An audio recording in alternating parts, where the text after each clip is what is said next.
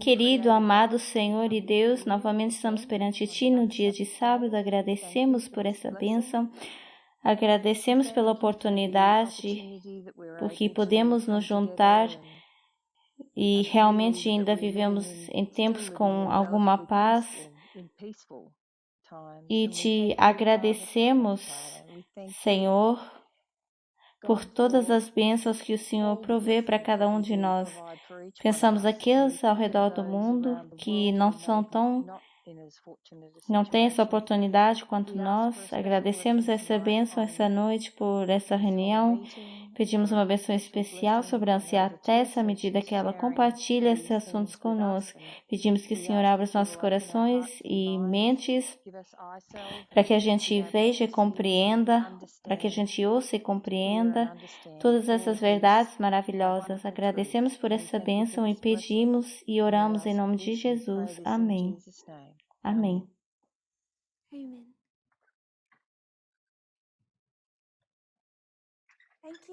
Obrigada, Lynn. É muito bom ver todos novamente. As semanas passam rápido. Eu quero apagar o trabalho que está no quadro aqui atrás e desenhar novamente de forma um pouquinho diferente, para ver se isso ajuda para que a gente veja aquilo que estamos fazendo faça mais sentido. Eu vou desenhar essa linha um pouquinho diferente. Eu não queria apagar antes de começarmos, porque ver o que está aqui da semana passada pode nos ajudar a estar mais orientados. Ajuda a trazer de volta o que foi dito e o que foi feito. Nós tínhamos esse espectro, alguém deu essa citação?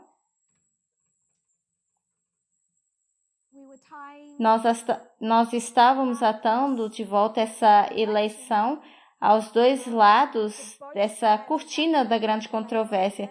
Se falamos da cortina que separa a luta espiritual, o cristianismo que eles entendem de Satanás e Cristo, se nós puxarmos a cortina e virmos essa luta, mas na nossa frente, no mundo político à nossa volta nos Estados Unidos, a gente vê essa batalha, essa luta, e se nós tirarmos essa cortina, nós vemos que é tudo a mesma coisa, porque tudo está centrado numa eleição. Uma escolha entre dois governos, dois tipos de governo.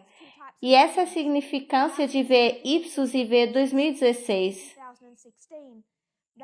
E esse é o perigo do adventismo, pensando que eles não deveriam entender política e usando de forma errônea as citações de Ellen White. Eu vou deixar isso aqui porque eu gosto dessa parte visual que mostra à nossa mente essa luta de igualdade e liberdade e o que isso é na realidade. Eu acho que Rachel, você pode me dizer, eu acho que isso deveria ser um 8. Então, eu vou corrigir antes de apagar, porque isso estava me confundindo. Nós olhamos para o assunto do Reddit para ver a comunidade da extrema-direita, falamos da Trindade, e eu vou apagar aqui para termos mais espaço para trabalharmos. E provavelmente a gente vai desenhar tudo isso novamente, porque apenas começamos a discutir esses grupos de milícia nos Estados Unidos.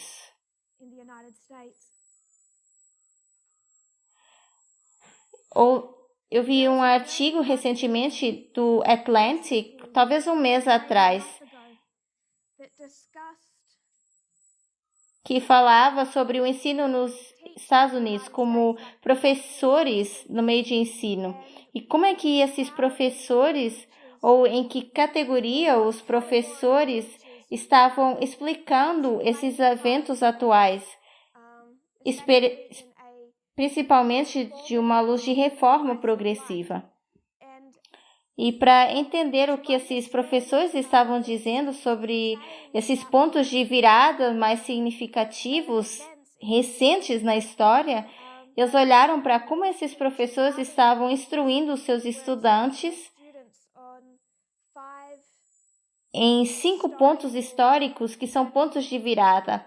Eu tentei procurar antes de começarmos, eu não lembro quais são todos eles, mas eu lembro que era algo tipo como a queda do Muro de Berlim, 11 de setembro, o Arab Spring e 6 de janeiro de 2021. E vai tudo numa lista para eles. E eu acho que isso é uma perspectiva legítima de 6 de janeiro. E definitivamente a gente precisa e vamos falar de 6 de janeiro com mais detalhes. Então, em vez de colocar a linha como tínhamos antes, alinhada, eu vou tentar ilustrar. Nós estamos falando de 1888 e foi feita a pergunta, como é que você, Tess, porque estou me perguntando, como é que você peneira as fontes da esquerda? Porque você pega em algumas e você deixa muito. Talvez você possa estar deixando para trás ou colocando de lado muito mais para trás. Como é que você sabe o que você precisa olhar ou não? Como é que você sabe que está certo ou não?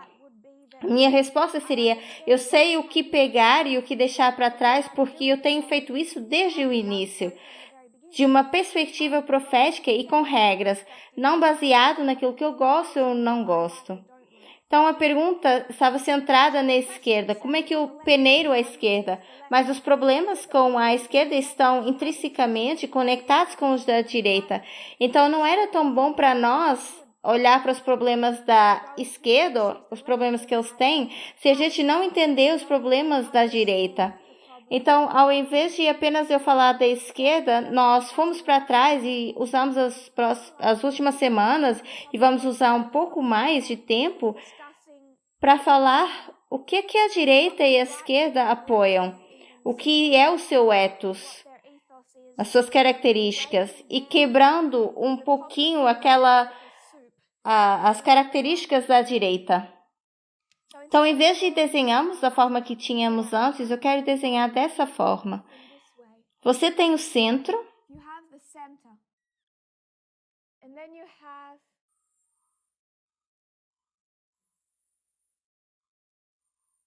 E depois nós temos a esquerda, a ala da esquerda.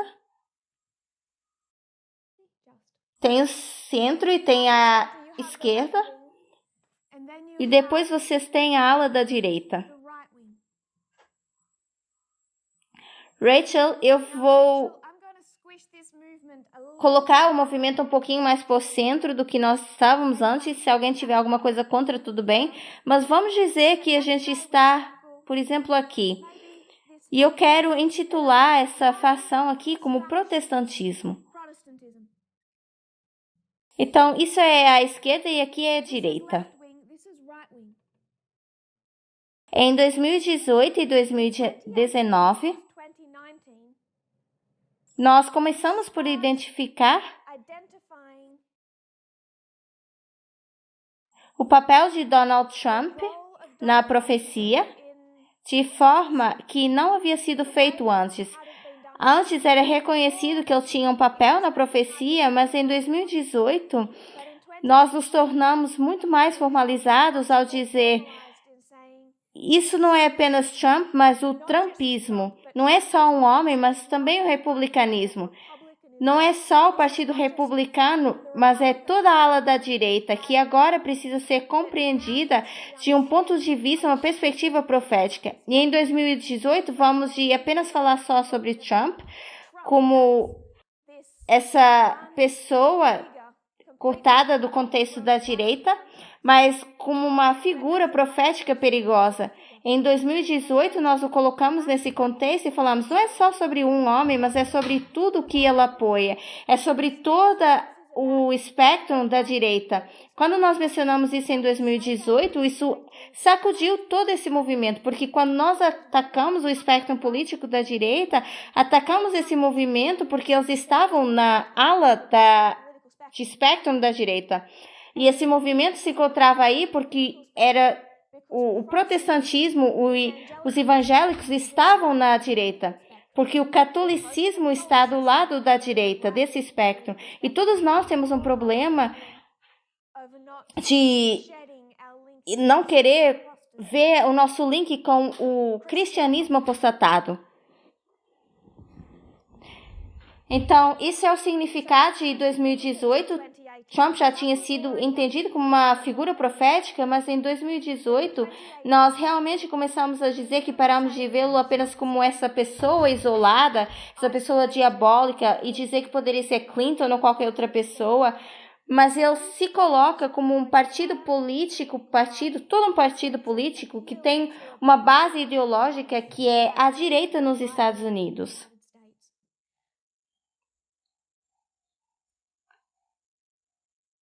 Então, de 2018 a 2019, entrando em 2020,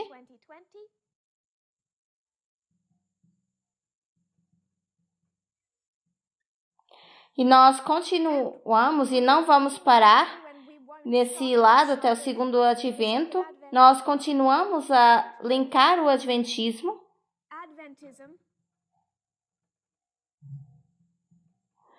para onde os protestantismos estão no espectro político. Fizemos isso ao traçar o adventismo e a sua história na história milerita, ao ver o primeiro e segundo grande despertar e o papel do adventismo no segundo grande despertar. Também olhamos para o artigo de Goldstein, como a Constituição se tornou cristã, e vez após vez esse livro dos evangélicos, nós continuamos ressaltando essa porção da direita, e fizemos isso porque o adventismo se encontra aqui, e é onde esse movimento estava. Nós precisávamos de membros do movimento porque era para quem nós estávamos falando antes de irmos para o trabalho. Estávamos falando para uns e para outros e precisávamos advertir os membros desse movimento, falar que o protestantismo está aqui porque carregou isso do catolicismo. E você, se você quer ser um membro do Partido Político de Deus, você precisa mudar para cá. E é por isso que nós estamos falando disso vez após vez. O que eu estou dizendo não faz nada para anular isso aqui. Nada disso é apagado ou diminuído no seu valor. Mas à medida que esse movimento progrediu, especialmente do fim de 2019 até agora, novamente, lembre-se do que nós dissemos antes sobre as coisas serem mais complicadas. Vocês veem essa figura mais simples, mas na verdade isso é mais complicado. E o problema é que as pessoas viram o cristianismo como todo esse problema aqui, e não é. E é esse o ponto que eu estou tentando fazer agora. Mas não é um ponto novo. Eu estou tentando fazer esse ponto já provavelmente há 18 meses. Com um nível de saber o que eu estava fazendo, mas agora está mais claro ainda. Então, nós estamos indo daqui, eu estou expandindo e dizendo, isso aqui é apenas parte da história. Se você quer ver o que está errado com os Estados Unidos hoje em dia, você tem que ver tudo isso. E se você vai ver tudo isso, então, o que é o ethos que está sublinhando a direita? Porque não é o cristianismo. Eu não quero falar que não são valores tradicionais, porque valores tradicionais vêm de muitas culturas, religiões, ateísmo em si, mas isso é mais do que o cristianismo. Então, se você está concorrendo às eleições dos Estados Unidos, e não importa se você está concorrendo para ser presidente ou para o Senado, mas em qualquer eleição nos Estados Unidos, se você quer que alguém vote em você, você precisa que muitas pessoas votem em você, quanto mais possível. Então, se você está nos anos 80 e você é Jimmy Carter e você está na esquerda, você também quer o voto do protestantismo. Então, você vai se levantar como um protestante, vai ser um democrata e você vai dizer, eu sou um bom cristão. Eu realmente amo a minha fé. Eu gosto do meu relacionamento com Deus. Eu oro todos os dias. Você vai apelar para o voto protestante. Você precisa. Então, quando você olha para o governo dos Estados Unidos e você vê presidentes como Trump apelando ao protestantismo, não é porque é a base que eles têm, é parte disso apenas. Josephine, faz sentido?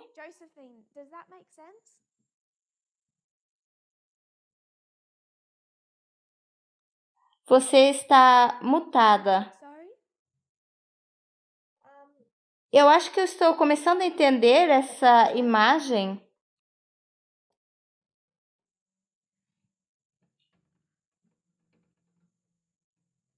Eu vou repetir isso e talvez eu vou perguntar de novo. Porque talvez eu não coloquei isso corretamente. Isso aqui é a esquerda e aqui é a direita. E se você é o Trump, ou você é o Jimmy Carter, e você quer votos porque quer ganhar as eleições, você vai apelar para isso aqui, certo? Você vai começar a falar do papel de Deus na sua vida. Sim. Mas isso não é inteiramente tudo que você está apelando. Talvez eles nem sejam a maioria da sua base. Talvez alguém aqui vai ser um ateu, perdão. E eles, na verdade, nem se importam se você é cristão ou não. Se eles são da direita, eles vão votar em você, quer você seja cristão ou não. E se você está vendendo a sua fé, tal como Trump, todo mundo sabe que isso é fake, mas se você vende a sua fé, você tem uma porção de votos. Você não vai fazer com que essas pessoas aqui, os ateus, se afastem de você. Eles já estão acostumados a isso, porque eles já votam dessa forma, quer eles acreditem em Deus ou não. Então, quando você olha para o Congresso e você olha para a história da presidência americana, você vai ver pessoas que vendem o seu cristianismo. Mas isso não significa que eles são motivados pelo cristianismo. Isso não significa que eles são genuínos ou que eles acreditam no que eles estão dizendo.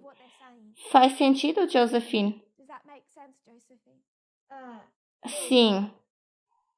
Então, Donald Trump tem que apelar aos evangélicos. Nós sabemos que ele faz isso, já ensinamos há bastante tempo. Mas tudo que eu precisava dizer para apelar aos evangélicos, o que eu precisava dizer para apelar para um evangélico, para ter um voto evangélico, Marie? O que você acha que o Trump poderia ter dito para apelar a um evangélico?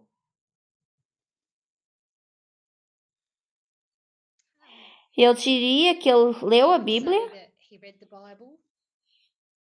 Ele leu a Bíblia, então ele vai vender o seu cristianismo. Mas e as suas políticas?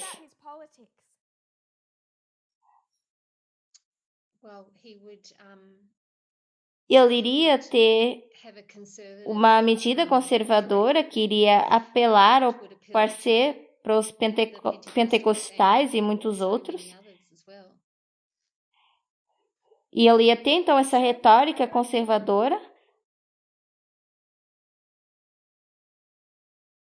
Você quer explicar partes dessa retórica ou quer deixar isso como conservadorismo? Ela apela ao pessoal da Canon. Não era só conservador, mas era para a extrema direita também. Para os movimentos que ele poderia apelar também. Mas a Canon, ela não é necessariamente protestante.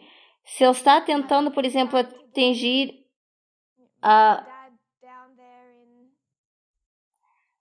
o Texas, eu estou um pouco esquecida dos estados, mas se ele está tentando apelar a esse tipo de valores tradicionais de família, vida no campo, vivendo no sul. Isso não é necessariamente o Canon que vai estar vendendo isso para esse tipo de comunidades cristãs. Eu diria, vamos tornar a América grande de novo. Então, vamos voltar para quando nós primeiramente formamos esse país e éramos cristãos e tínhamos valores mais sólidos. E foi assim que a América foi criada. Então, valores, herança cristã. Como é que ele vai fazer isso?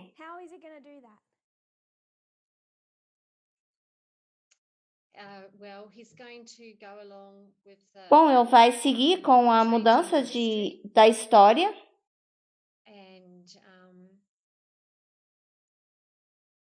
Pintando uma imagem bonita da junção de igreja e Estado.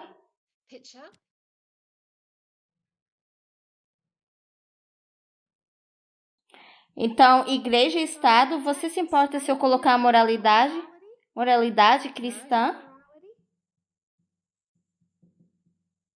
Eu vou colocar entre aspas, porque eu nem creio que isso é bíblico.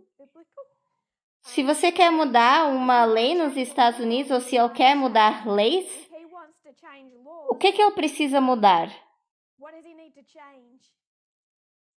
Qual é o mecanismo para mudar uma lei nos Estados Unidos? Leis significativas. A Constituição. A Constituição. E quem define o que significa a Constituição?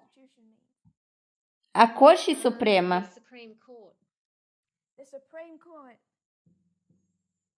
Obrigada, Marie. Então, sim, a moralidade cristã, mas existem frases-chave que ele pode dizer para apelar ao protestantismo. Ele, por exemplo, pode dizer: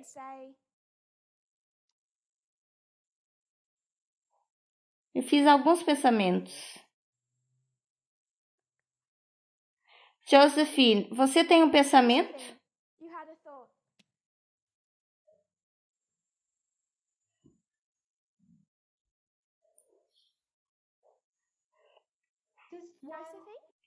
Só um que era moralidade, que a Marie já mencionou. Por exemplo, o aborto. Mais ou menos tendo a ver com a lei.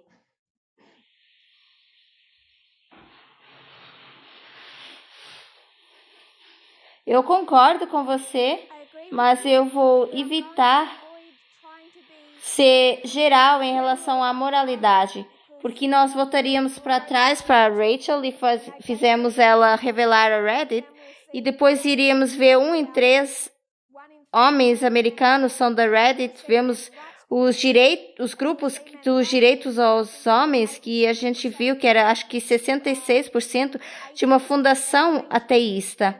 E esses grupos dos direitos dos homens, eles são todos ateus. Então, eu estou tentando ser um pouquinho mais estreita, porque isso sim realmente tem a ver com a moralidade, mas é um estilo mais bíblico. Ele vai falar da Corte Suprema, ele vai falar do aborto.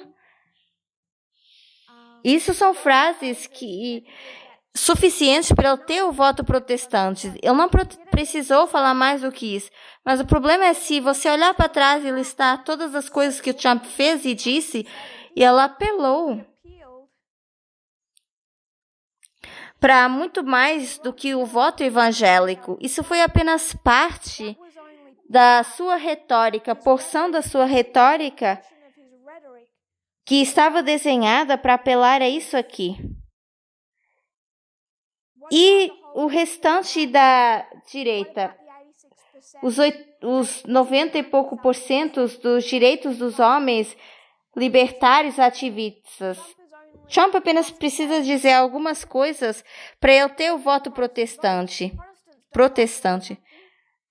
A maioria dos protestantes não gostam particularmente de ver o Trump falando palavrão, a forma como ele se comporta, abusando de pessoas, insultando pessoas. Então, eles não eram necessariamente atraídas para esse comportamento ruim de Trump, ou para esse Trump bilionário que poderia ter qualquer mulher que ele queira. Isso não apela necessariamente ao protestantismo, mas ela apela à direita de forma como nunca foi visto na história, para radicalizar a direita que não foi vista na história. E esse lado radical não é protestante.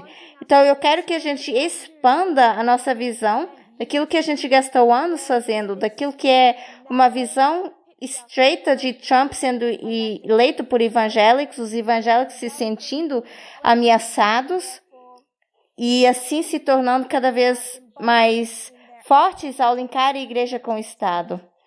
Isso não é o que é inteiramente o que está acontecendo nos Estados Unidos, se nós sairmos da nossa bolha. Catherine. Tudo bem, eu ia mencionar algo que você estava falando mais cedo, mas obrigada. Você pode repetir nas suas próprias palavras para nosso próprio benefício? Eu ia apenas mencionar como Donald Trump, ele estava falando de colocar juízes na Corte Suprema. As pessoas na sociedade foi algo que apelou muito aos protestantes na época. Obrigada. Você trouxe mais detalhes da sociedade federal. Eu sabia o que eu estava fazendo, eu sabia a quem eu precisava apelar. E a frase que apanhou todo mundo era a que eu precisava entender que eles estavam todos do seu lado, que entendiam a sua agenda. Brandon?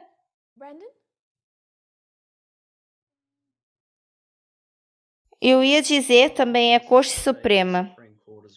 E também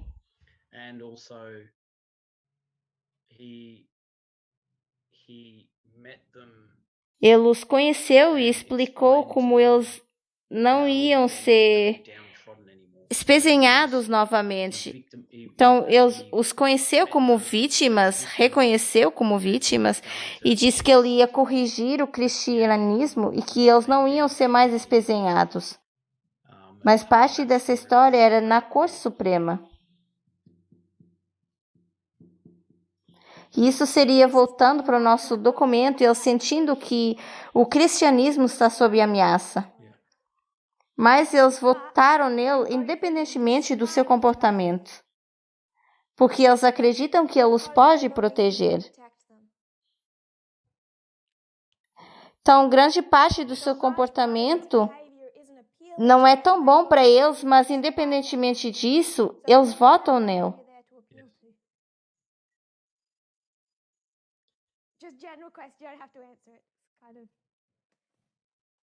Eu diria que a direita radical que nós estamos falando agora, que esse comportamento é celebrado por eles nesses fóruns que nós estamos entrando agora, esse tipo de comportamento. Se não é desprezado pelos evangélicos.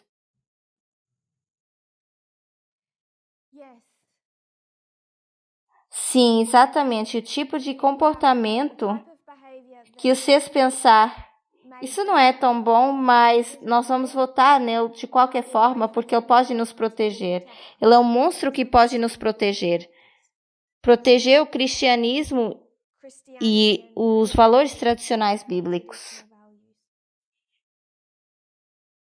Raymond.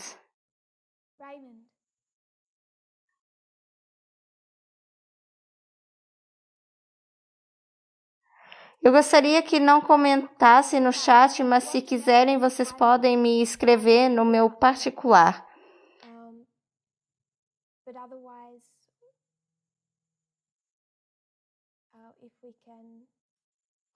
Eu só estou relembrando porque às vezes a gente esquece. Lynn?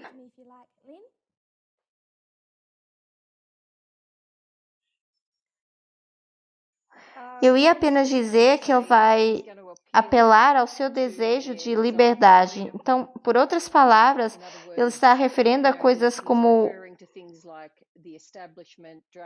algumas formas de se estabelecer porque eles estão sendo oprimidos e ele quer restaurar as suas liberdades.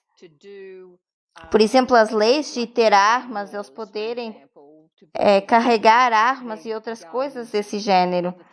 E também, por exemplo, ele quer construir o muro para deixar as pessoas que poderiam ameaçar os seus trabalhos bem longe. Então, basicamente, ele está apelando à direita, no geral, em bases de manter ou reestabelecer as suas liberdades. E ele joga poucos do cristianismo, partes do cristianismo, como as leis do aborto, e também com o seu comportamento. Ele demonstra, independente do que ele diga sobre as mulheres, o seu comportamento mostra que ele coloca as mulheres no seu lugar. E isso poderia apelar para aqueles que estão da extrema-direita. Esses grupos extremistas, eu diria. Então, esses eram os pensamentos que eu tenho. Não sei se isso é parte daquilo que você estava falando ou não.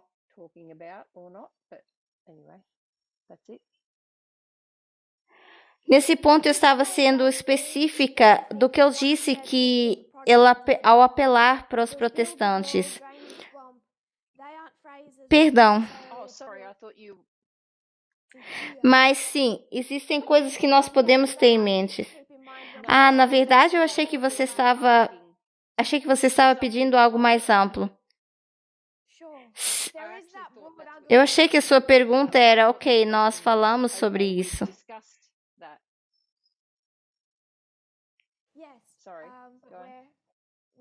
Sim, depois vamos entrar naquilo que é mais amplo. Josephine? E a imigração? Por exemplo, dizendo que a América é uma nação branca e não querendo que todos esses imigrantes entrassem? Essas leis de imigração, será que é relevante?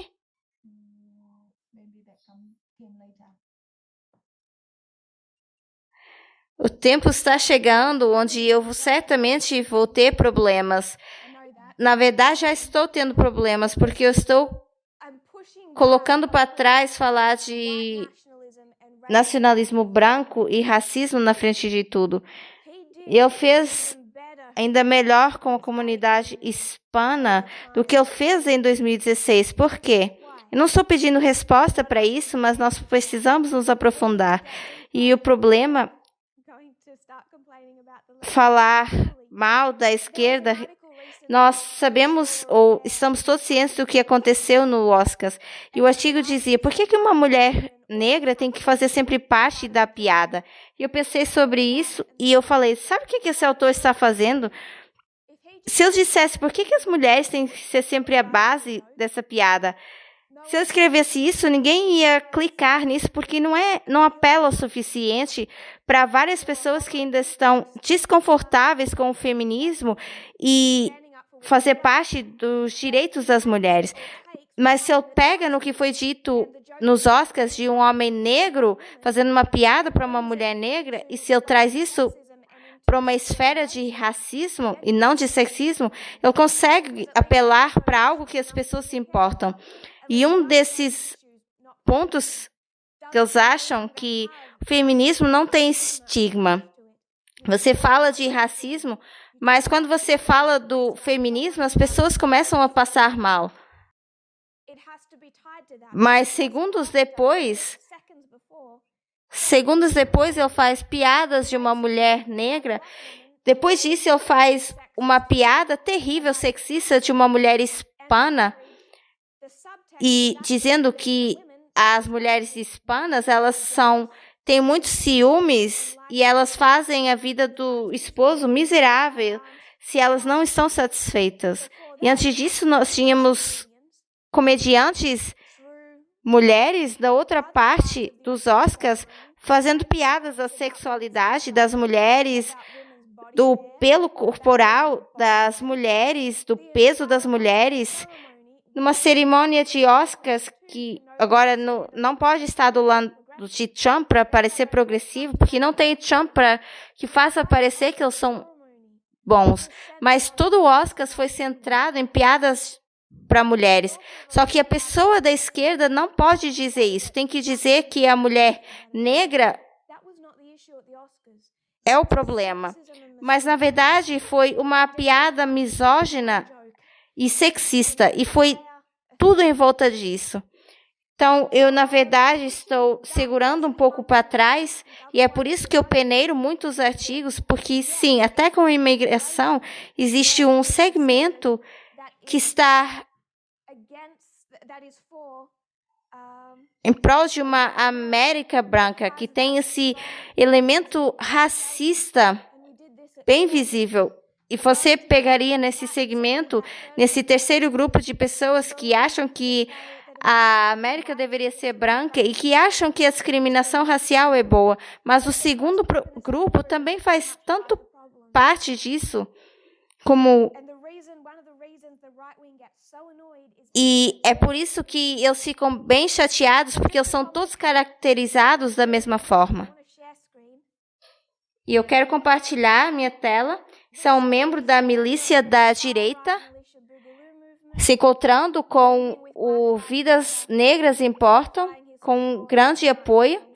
E sim, isso é complicado. Isso é um grupo de milícia da direita, tentando se aliar com o movimento do Vidas Negras Importam. E o líder das Vidas Negras Importam dizendo, por favor, nem venha. Mas isso foi uma tentativa do movimento do Boogaloo de dizer, nós estamos com vocês, nós acreditamos em igualdade racial e também queremos ir contra a polícia. Difundir a polícia. Nós temos objetivos em comum. Então, eu quero que a gente veja a complicação. Mas isso é complicado quando o nacionalismo branco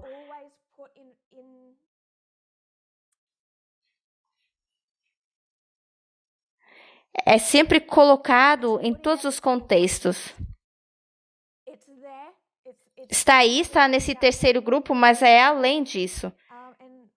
Por exemplo, o Henrique Tário, aquele que queimou a bandeira do Vidas Negras Importam, nós precisamos ir além disso e ver o que eles realmente defendem. E é aí que quando olhamos para o ethos da direita, quando olhamos para esses grupos dos direitos dos homens e liberdades versus igualdade, e a esquerda faz isso vez após vez, quando eles não querem se colocar a favor dos direitos das mulheres e linkam isso ao racismo.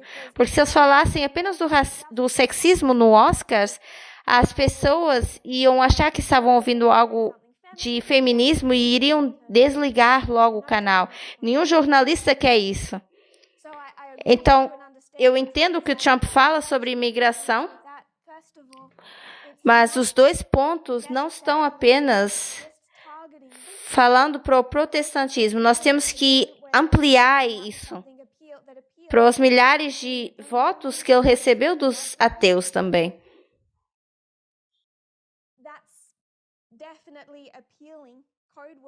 Isso seria um segmento do espectro político e eu quero que a gente veja isso. Graham.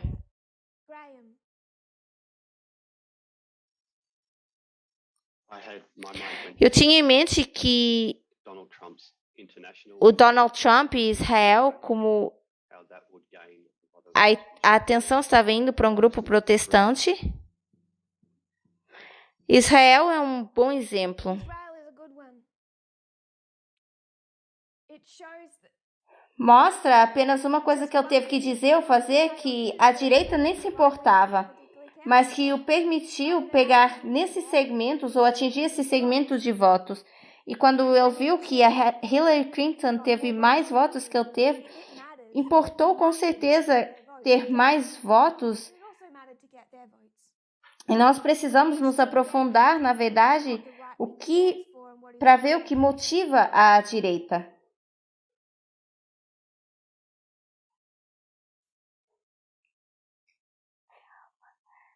Então, nós estamos olhando para a direita e Trump, ele apela para a direita de formas diferentes, mas tem esse sublinhado, esse sentimento sublinhado de ameaça, de se sentirem ameaçados.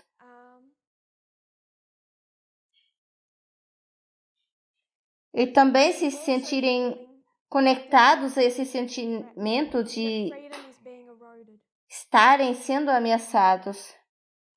Então, nós fomos além de falar do republicanismo e começamos a falar do libertarianismo. Eu quero nos lembrar de algo que eu disse algumas semanas antes da Rachel ensinar sobre o Reddit.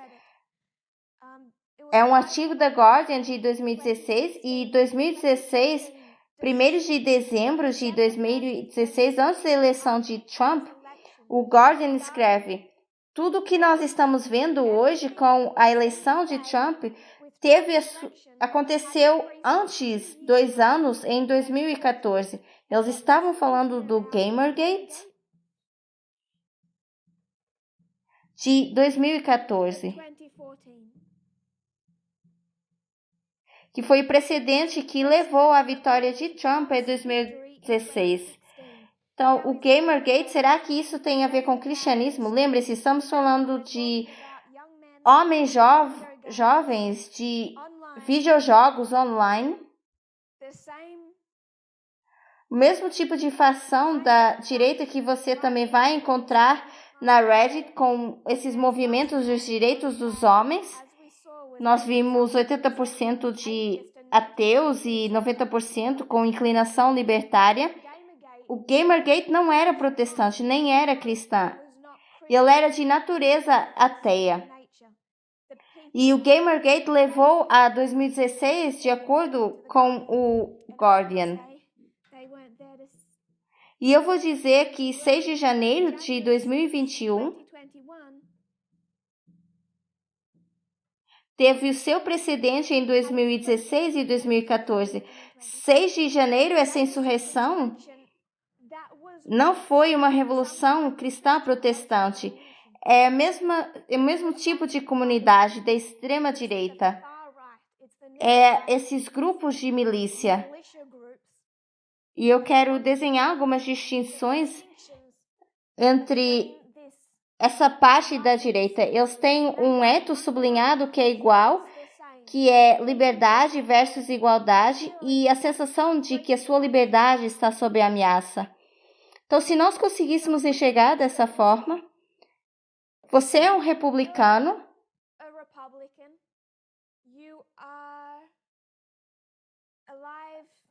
você está seguindo os eventos pouco a pouco de 2021, George Bush,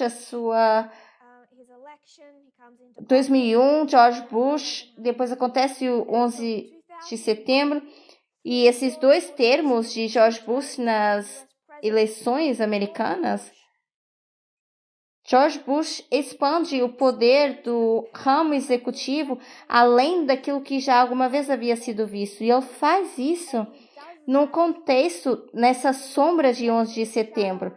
Então, esse poder do ramo executivo cresce de forma exponencial. Mas o problema disso, para um republicano, o que acontece se um republicano perde poder? Esse é o mesmo problema que enfrentam os democratas. Eles dizem, nós deveríamos abolir o filibuster. E esperem até ver quando tiver um republicano. Então, eles estavam esperando para ver o George Bush expandir esse poder do ramo executivo, estavam vendo esse ato patriota, essas expansões de forma doméstica e internacional nos Estados Unidos. E do nada, em 2008, você tem esse movimento popular galvanizado de esquerda chamado Barack Obama. Eu tinha 10 ou 11 anos quando o George Bush foi eleito e eu tinha 18, 19 quando Barack Obama foi eleito. Então eu estava numa idade onde eu estava prestando atenção a esse sentimento de cultura pop, nos Estados Unidos e também um pouco aqui na Austrália. E eu me lembro bem dessa fascinação, dessa alegria de ver Barack Obama em 2008 se levantar e falar. E ele é uma pessoa que fala muito bem, não como Trump, mas ele era uma pessoa que estava de fora desse rebanho. E se você é uma pessoa que acompanhou isso em 2008, você vê o ramo executivo e você vê tudo isso sendo passado para esse populista de esquerda que vai encerrar o Guantánamo, que vai tornar a América progressiva. E esse Barack Obama apelando para um lado mais jovem. Mas se você é um racista, isso também faz muito parte. Mas não é apenas uma reação a um presidente negro. É algo muito maior do que só isso. E eles viram esse poder sendo expandido do ramo executivo, indo de George Bush na sombra de 11 de setembro para esse jovem do Senado que era Barack Obama. Então, 2008 e 2009, a América começou num caminho de radicalização, que nós já falamos antes, que é o partido do chá.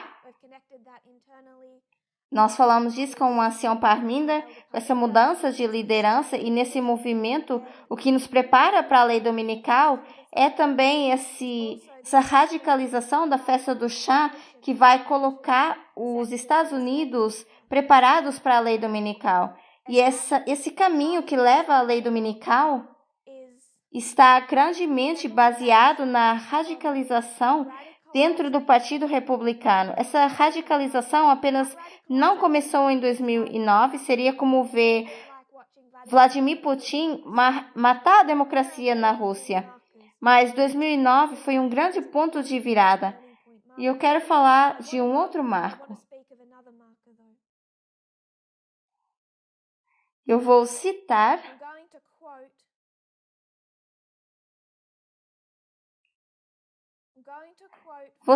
de Chris Ladd, que é republicano. Existem grandes partes do seu artigo e a forma como ele usa o termo liberdade, que eu não acho que estão tecnicamente corretos. E eu, sendo um centrista republicano, ele obviamente tem visões de que nós no movimento não concordamos. Mas ele também faz um ponto sobre o Partido Republicano que eu acho que é bom ouvir. Chris Ladd refere a si mesmo como alguém que é do Texas, está em exílio, e ele é republicano, mas escreve esse artigo em 2016 como se eu estivesse vendo o seu Partido Republicano seguir Donald Trump. E isso o aborrece muito, porque ele não está nessa extrema do republicanismo. Então, ele é um centrista que rejeita Trump em 2016. Por isso é que ele diz que acredita pertencer às pessoas do Texas, mas ele não é mais popular com essas pessoas porque ele é conservador e não gostava do que Donald Trump estava vendendo. Então, ele escreve isso para Forbes Magazine em 2016, que se chama O Paradoxo dos Direitos Civis Libertários, e ele diz: esse declínio do Partido Republicano como um veículo,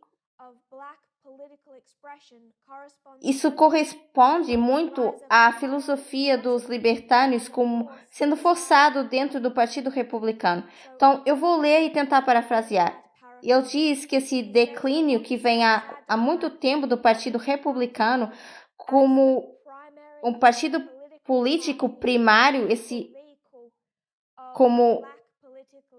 isso correspondeu com o Partido Republicano pegando numa filosofia libertária. Então, Josephine, você questionou algumas semanas atrás sobre como o Partido Republicano, que era originalmente o Partido de Lincoln, que estava do lado correto da Guerra Civil, se tornou esse partido de direita conservador liberal ao invés de igualdade dos dias de hoje. Você conseguiu assistir o vídeo que nós te mandamos? Sim, eu assisti o vídeo. Fez sentido como houve essa mudança no Partido Republicano? Sim, sim. Que bom, eu fico feliz. Eu estou apenas acrescentando a isso, ou ele está acrescentando a isso, porque ele está dizendo que essa mudança que aconteceu, particularmente, ele vai ressaltar metade do século XX. Isso correspondeu com o Partido Republicano indo do seu ponto original, as suas raízes, que priorizavam a igualdade, para apoiar agora ideias libertárias. E eu gosto que ele usa essa palavra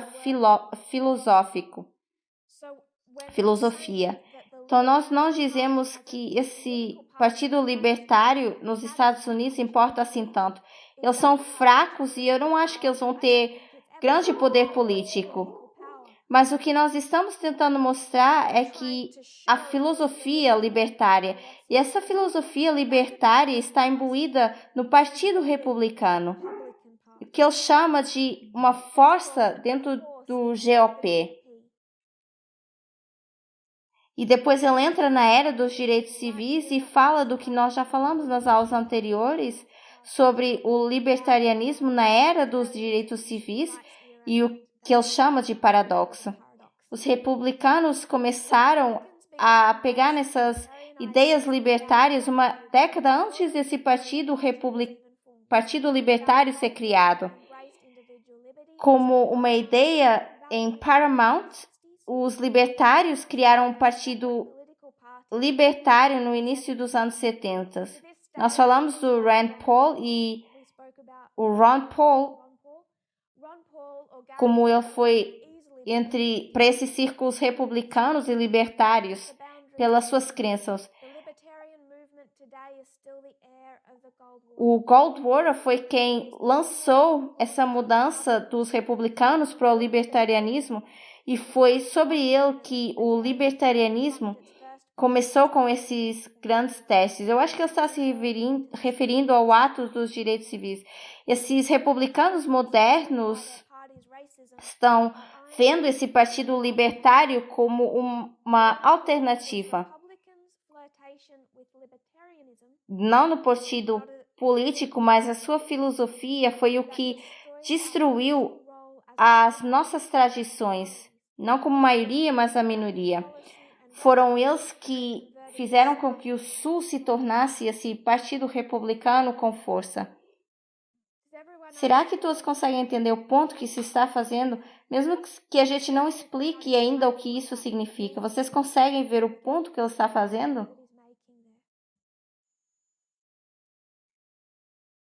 Sim.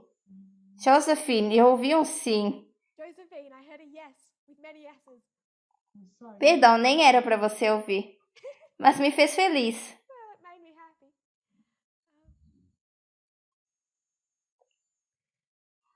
O Raymond diz sim. Então, eu não estou dizendo que o Partido Político Libertário tem um grande papel na lei dominical, mas nós estamos falando de uma filosofia libertária.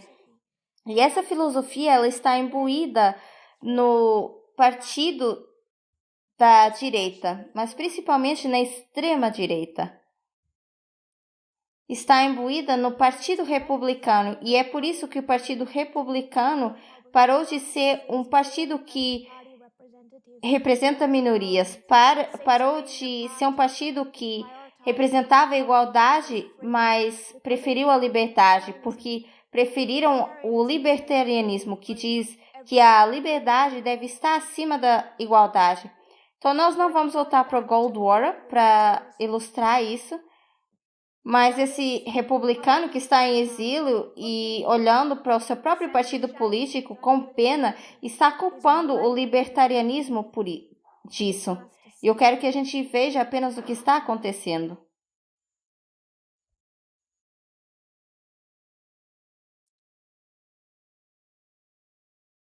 Se nós não temos pensamentos ou perguntas a esse ponto, Brandon.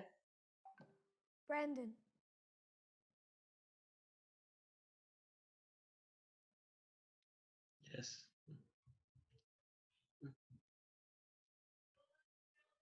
Me explica o que é o Tough on Crime. E seja o quão negativo você quiser. Tough on crime seria dureza no crime. Tough on crime. Ser duro com o crime. In the context of no contexto do livro O Novo Jim Crow, é nesse contexto que você está se referindo? Estou te pedindo para você descrever a frase da forma que você quiser. Porque isso seria como um logotipo, mas o que significa o slogan? Eu acho que eles chamam isso assobio de cachorro. Para lidar com problemas relacionados ou crimes relacionados a drogas. Então você está dizendo que eles estão falando de drogas. No passado, sim, era usado para isso.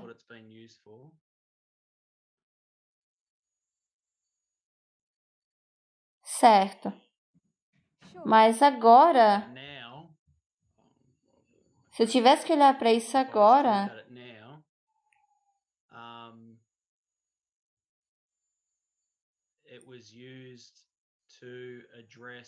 é usado para abordar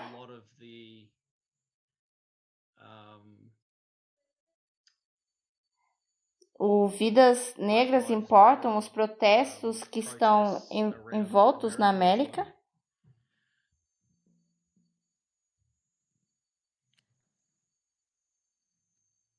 Se você vai incluir o Vidas Negras Importam, eu quero colocar aqui também o difundir a polícia. Você consegue ver um link nesses dois? Sim.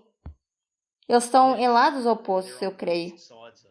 Difundir a polícia? Ou eu estou falando de ser duro com o crime como algo negativo. Isso talvez possa parecer deceptivo.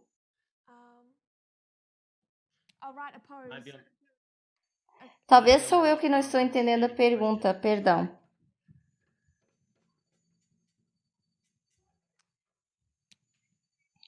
Vamos dizer que nós nos opomos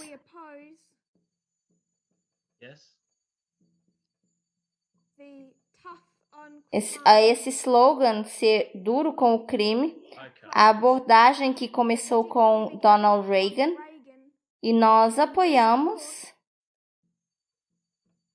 o difundir a polícia.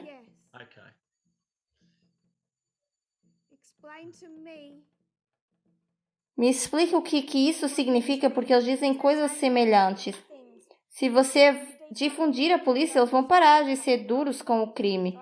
Então, eu quero sugerir que são frases diferentes atacando o mesmo problema. E qual é o problema?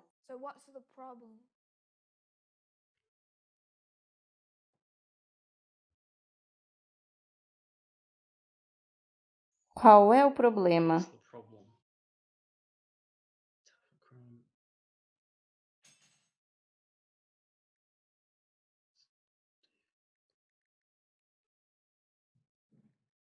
Eu não tenho certeza qual é o problema.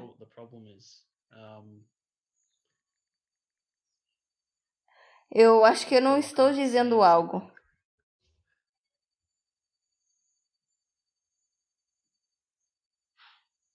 que significa ser duro com o crime? Se você não se lembra, tudo bem, mas se você pensar em algo, eu posso voltar para você. Tough Ser on duro crime. com o crime? Talvez volte a mim depois. Raise your hand if Eu acho que eu não estou I feel like I'm not dizendo saying algo. something at the moment. it's fine. It'll click. It'll be my explanation that's at fault. Josephine. Eu não sei se isso ajuda ou complica. Ter menos controle daquilo que está acontecendo. Por outras palavras, dar mais liberdade. Liberdade individual. Individual freedom. Sim. Então agora estamos numa luta pela liberdade. Sim. Mas nós colocamos em outras palavras. Liberdade do quê? Freedom from what?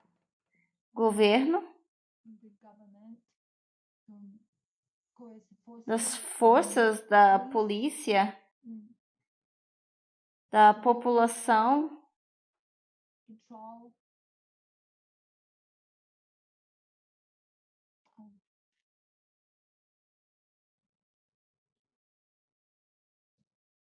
Então você colocou liberdade aqui Here. That is tough.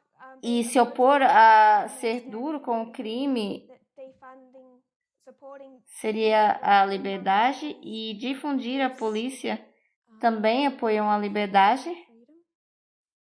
Is there anything else, Josephine?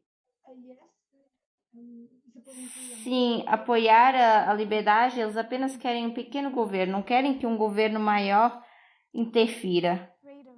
Então eu vou colocar aqui pequeno governo.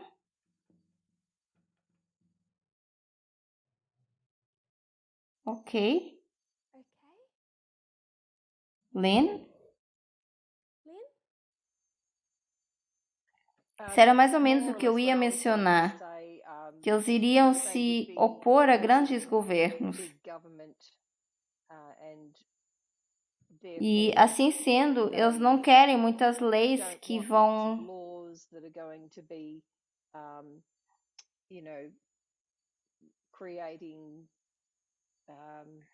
vão criar mais essa quebra do crime da forma que eles enxergam, que poderia limitar a liberdade das pessoas, tal como a Josephine mencionou. Difundir a polícia poderia reduzir um grande governo. Então, assim, eles promovem pequenos governos. Então, eu concordo praticamente com o que a Josephine disse.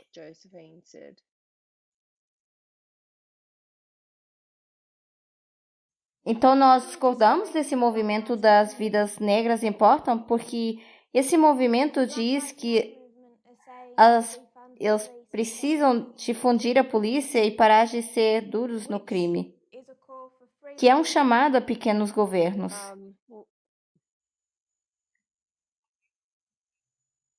E eu creio que é aqui que entra a complicação, porque nós não necessariamente discordamos de tudo que esse movimento das vidas negras importam, apoiam, mas se eles querem um pequeno governo e promovem essas coisas, obviamente nós iríamos discordar. E é parte das complicações, eu creio, que você está querendo mostrar. Sim. Yes. Yes. Muito observadora, Lynn. Graham. Graham. O Tough on Crime é um slogan para mim, essa dureza no crime. Representa um grupo de pessoas que vai ser maltratadas por terem um estatuto econômico mais baixo no país e caracterizados em grupos minoritários sendo removidos de poder votar, o que vai afetar todos os Estados Unidos.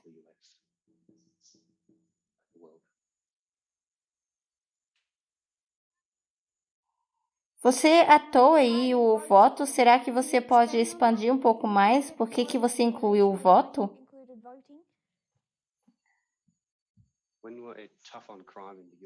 Quando você é duro com o crime nos Estados Unidos, você é colocado de lado e não pode votar. E quando você não pode votar, você não pode dar o seu apoio. Então, isso afeta as votações. E você, se tiver um estatuto econômico mais baixo, pior ainda, porque você é colocado em grupos de minoria, vindo de áreas diferentes.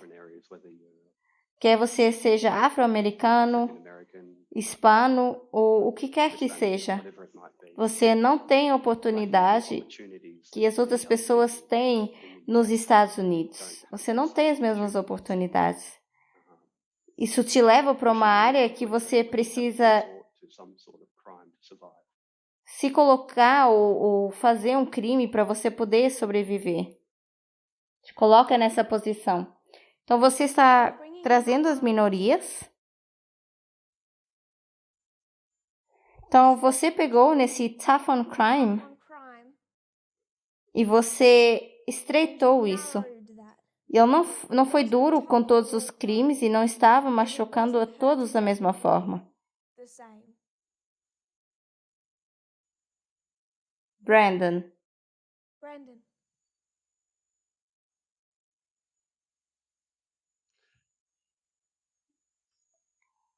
Você disse que tem um problema aqui? Tem um problema nisso? E eu acho que eu não tenho ideia do que eu estou dizendo, mas o problema é que nós não estamos de acordo com os libertários em grande parte dos tópicos. Será que estou certo ou não? Então, agora você entende por que um grupo da direita ele vai para esses protestos das vidas negras importam. E esse é parte do problema que você estava mencionando. Ou tem mais? O movimento Boogaloo, parte deles, porque eles tem supremacistas brancos nesse movimento, parte deles viram esse movimento das vidas negras importam, viram a morte de George Floyd e difundiram a polícia e disseram, nós apoiamos isso, nós estamos com vocês, nós apoiamos. E membros da comunidade de direitos civis negros, os líderes dessa comunidade diziam, nós não estamos na mesma página. Eles diziam, estamos sim.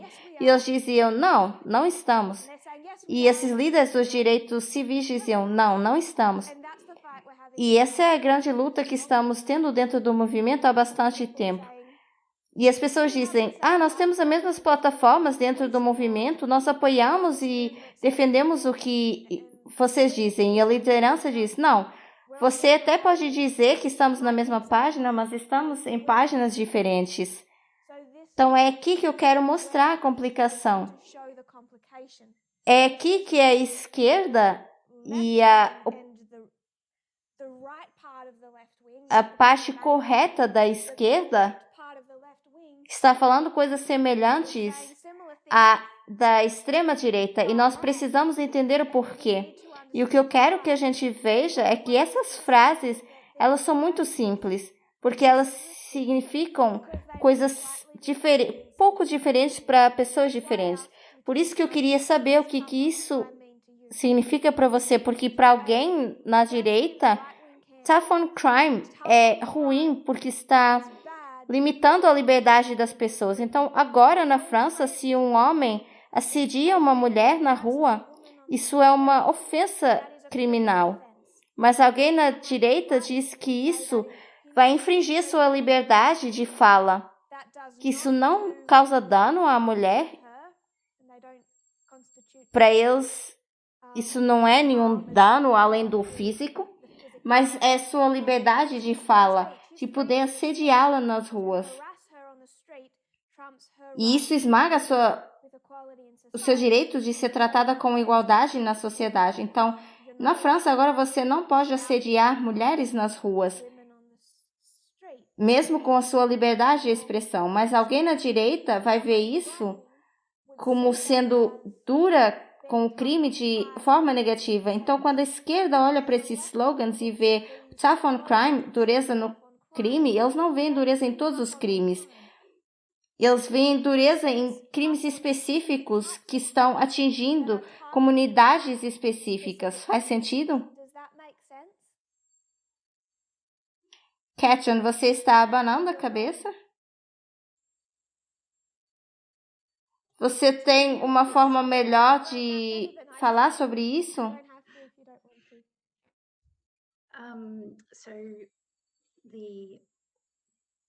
Então, a esquerda veria o problema com esse grupo do Tough on Crime por causa desses grupos de minoria que estão em desvantagem da forma como são tratados. Então, isso está baseado numa perspectiva de igualdade.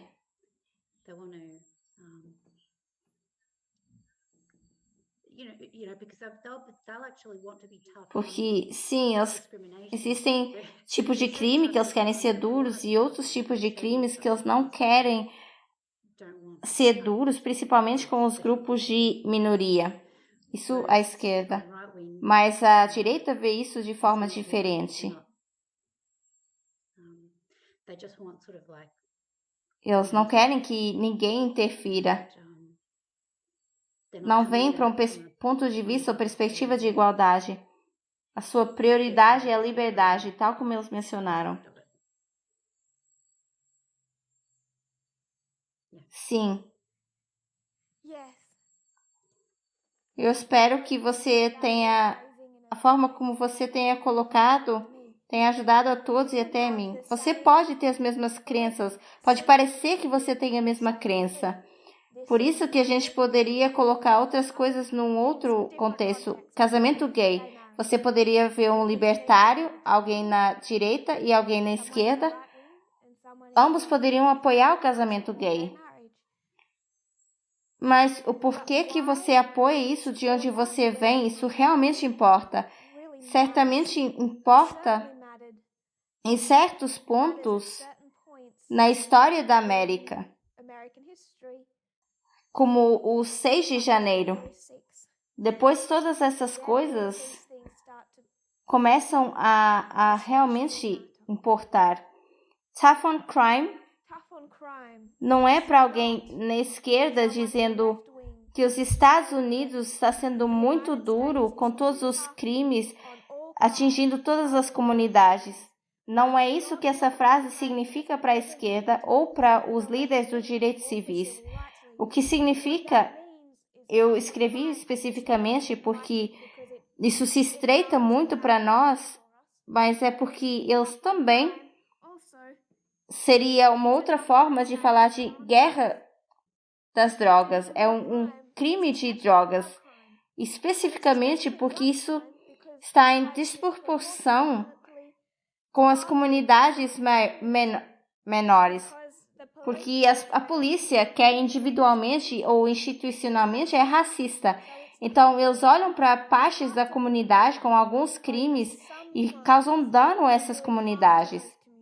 Essa é a abordagem da esquerda sobre essa guerra das drogas, criticando a política do tough on crime e da forma como eles falam de difundir a polícia. Quantas vezes você ouve a história de um homem que é abusivo, está ameaçando, está sendo stalker de uma parceira ou ex-parceira,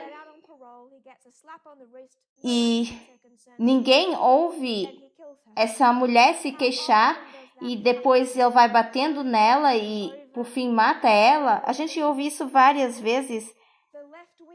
E a esquerda nunca falou que os Estados Unidos são muito duros com violência doméstica ou que são muito duros com homens ou com pessoas brancas.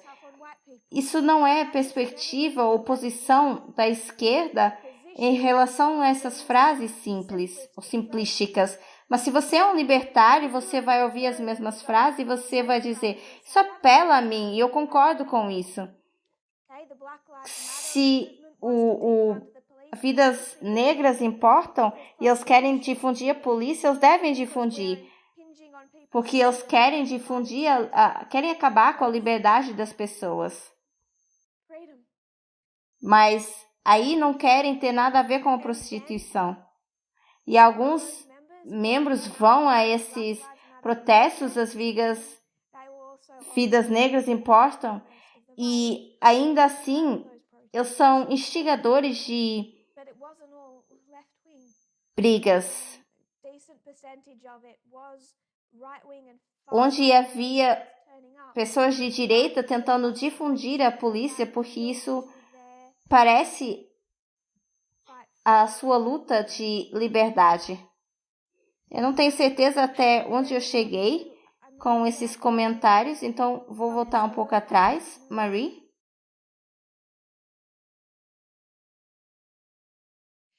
Eu ia dizer que a força da polícia, eles têm a lei para si mesmos.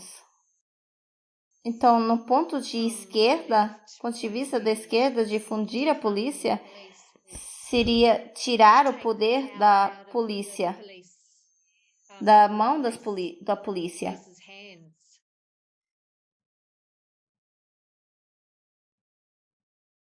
Eles falam de racismo institucional na polícia e é difícil ter informação sobre isso, mas o que eles fizeram foi ver que as famílias desses policiais, 2 ou 4 vezes mais, sofrem violência doméstica muito mais do que a população geral. E você poderia ver caso após caso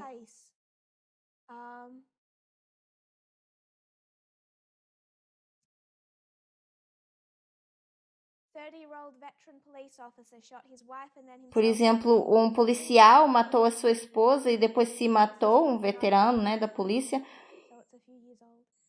Um caso de um outro policial que também cometeu um crime em abril. Mas um policial que entrou na casa da ex-esposa e a matou antes de se matar. E outro caso em Nevada, que ele matou a esposa e depois se matou. Outro que matou a esposa, os seus 2 filhos, a mãe e depois a si. Horas antes, ela tinha ameaçado de ir embora e levar as crianças. E o confrontou por ter estupado ela várias vezes. E várias vezes a gente vê a misoginia e a violência doméstica que acontece com os policiais e a inabilidade de cobrir isso, porque eles sabem que estavam envolvidos. Mas também tem muitos amigos que acham que eles não fariam isso. E se alguém quer trazer problemas mentais nessas histórias, se você não fez isso com George Floyd, não fez isso com o racismo, não faça isso agora. Vamos ser consistentes. Se você não se preocupa com o estado mental se você se preocupa, você, em casos de racismo, também não traga isso para os de gênero. Isso é um problema de poder e controle. Então, os policiais e todo esse sistema de justiça tem um problema. Mas não é um problema que eles tiram a liberdade, mas é de poder e abuso. É um problema com a igualdade. Então, a esquerda diz, a polícia precisa de um pensamento radical. Não porque eles estão sendo duros com esses homens policiais abusivos. Aqueles mesmos homens que deveriam estar defendendo quando existe um caso de violência doméstica, na verdade, estão abusando das suas próprias famílias. Então, a polícia precisa de pensar sobre isso radicalmente. A esquerda concorda com isso e a direita também. Mas eu não falo dos republicanos centristas. Eu falo do libertarianismo. Eles concordam com a esquerda e dizem: nós precisamos repensar sobre a polícia. Um lado faz na perspectiva de igualdade, mas o outro na perspectiva de liberdade. E é isso que a gente se depara também dentro do movimento, porque a gente tem uma posição em relação a algo e as pessoas dizem: eu concordo com vocês, e nós dizemos: isso não é verdade. Você pode concordar com algumas conclusões, com o casamento gay. Eu volto para isso porque é um exemplo claro de esquerda e republicanismo por várias razões. Mas quer você faça disso de uma visão correta, profética, novamente voltando para os dois lados da cortina do grande conflito, isso importa, porque importa o partido político que você vai votar. Nós estamos já sem tempo. Todas as semanas eu passo do tempo.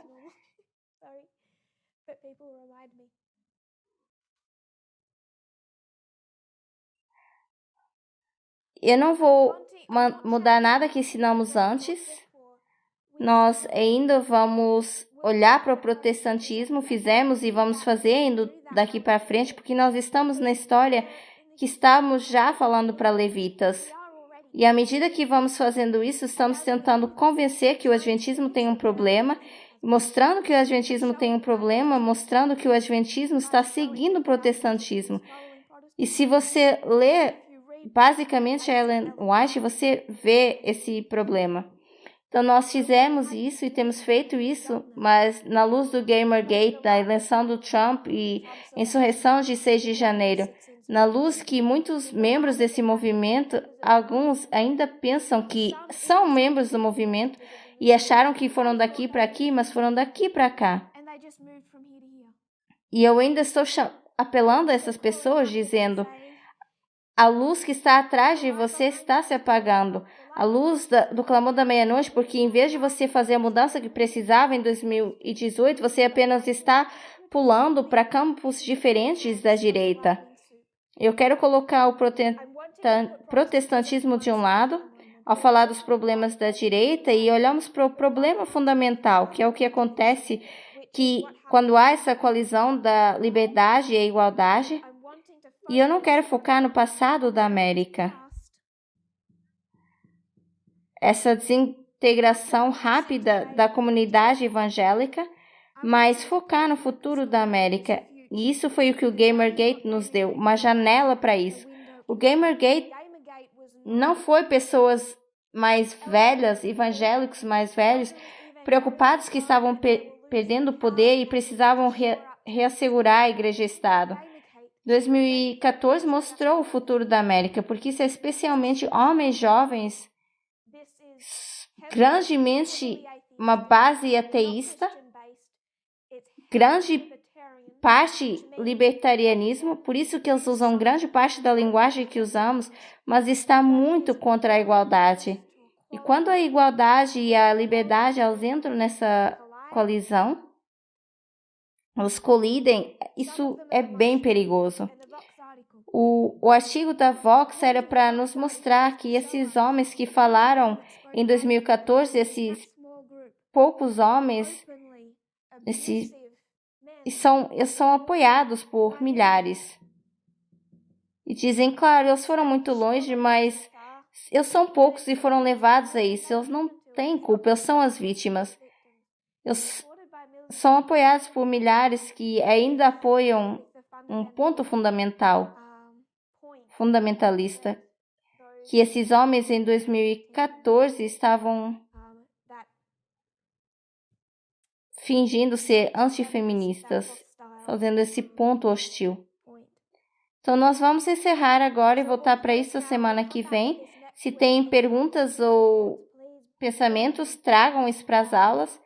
Também podem escrever para mim durante a semana, se possivelmente vocês forem esquecer. E talvez eu não vou responder no particular, Mas se a gente pudesse incorporar isso para a semana que vem, eu não quero que ninguém se sinta deixado para trás ou ter um ponto ou uma pergunta que a gente não fale. Então, por favor, se vocês querem escrever isso, escrevam e enviem isso para mim. E a semana que vem nós vamos olhar para isso novamente, discutir mais sobre isso, responder perguntas. E depois eu quero começar a abordar alguns grupos de milícia, só para fazer alguns pontos, como nós íamos fazer com os Proud Boys, os 3%, os Old Keepers e todos esses. Precisamos entender 6 de janeiro como um ponto de virada profético e tudo que representa. Eu sim fiz o ponto e eu espero que as pessoas não interpretem errado quando eu digo que frases simplistas que trazem a supremacia branca podem perder o ponto daquilo que está acontecendo. Pode ser uma forma de ressaltar a parte feia desses grupos, mas não necessariamente representa o seu ethos fundamental. E nós precisamos chegar até isso para poder entender. Se ajoelharem comigo, vamos encerrar com uma oração.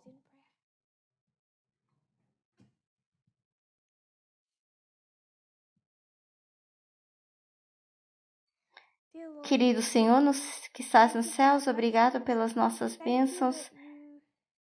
Obrigado porque o Senhor está nos ajudando a entender esses eventos complicados, esses eventos políticos complicados e mudanças nos Estados Unidos. Entendemos que é eterna gloriosa por uma razão, mas tem tanto para nos ensinar sobre o teu governo e sobre o partido oposto. Eu oro que a gente possa entender, para que a gente possa entender a lei dominical e os eventos que têm decorrido, mas de forma mais fundamental para entender o teu governo, a forma que deveria ter sido e a forma como o Senhor promete que pode voltar a ser se nós votamos por Ti, se decidimos Te seguir onde quer que o Senhor vá, mesmo que isso requeira olhar profundamente para nós mesmos e um grande nível de desaprender. Obrigado por esse grupo que permite que caminhar comigo e olhar para essas coisas junto comigo. Abençoa essas horas de sábado e a semana ao pensarem sobre isso e ao pensarem sobre perguntas ou pensamentos que eles queiram contribuir ou compartilhar. Eu oro que o Senhor continue abençoando esses estudos, sabendo que o Senhor está conosco. Em nome de Jesus, amém.